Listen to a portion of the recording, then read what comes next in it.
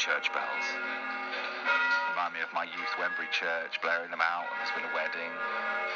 Lovely, down the beach hearing the sound of the bells. So that's the sound of some novice bell ringers getting ready for the coronation of King Charles III. The bells of their church in Bigbury have been silent for more than 20 years, but after raising £250,000, well, they hope to have them back for the big day, and Peter Cook is learning to ring the bells at Modbury Church. Good morning. Thank you for coming on. Thanks for being there, Peter. Morning, John. Peter Cook speaking, yeah.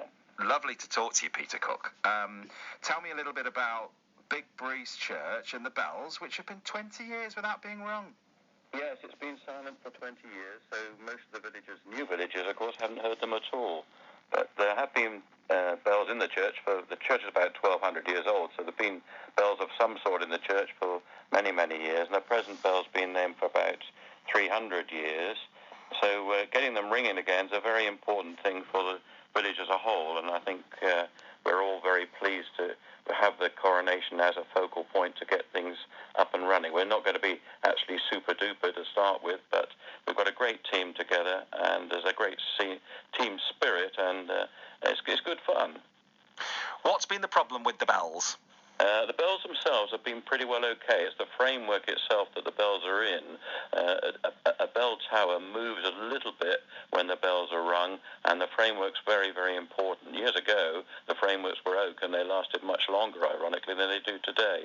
But the existing framework's being repaired, and we'll be up and running, hopefully, within a month or so's time. You have to be careful bell ringing. You should see the forms that we have to fill in here at BBC Radio Devon if we want to go and have a go at bell ringing, because you can end up 30 feet in the air if you do it wrong.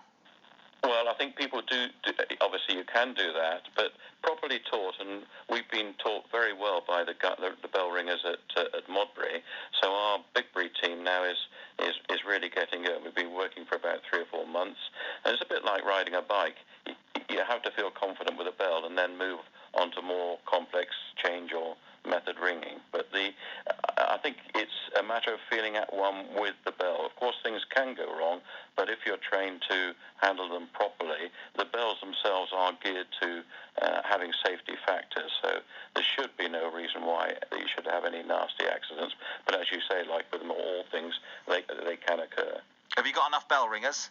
Yeah, we have just about.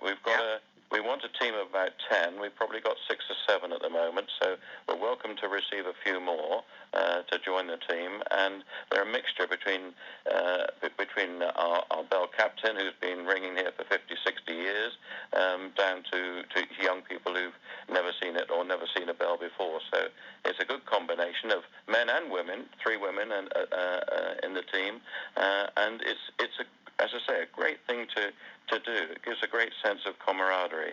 And, of course, it brings life back into the church. I look forward to lying on the beach and hearing them ring out, or maybe sitting in the beer garden of the Pilchard and hearing them ring out across. I mean, that would be lovely, wouldn't it, just to have them back, and for weddings and for services. It'd be great. Yeah, it will. I mean, the bells have obviously rung for many, many occasions, as well as sort of baptisms and weddings and funerals, but also for special occasions like the defeating the Spanish Armada and so on. So there's a lot of history to them, and as I say, it'll hopefully bring a lot of joy to a lot of people within range of the church. Thank you, Peter Cook. Good luck. Thank you very much, John. Cheers. Bye. Bye.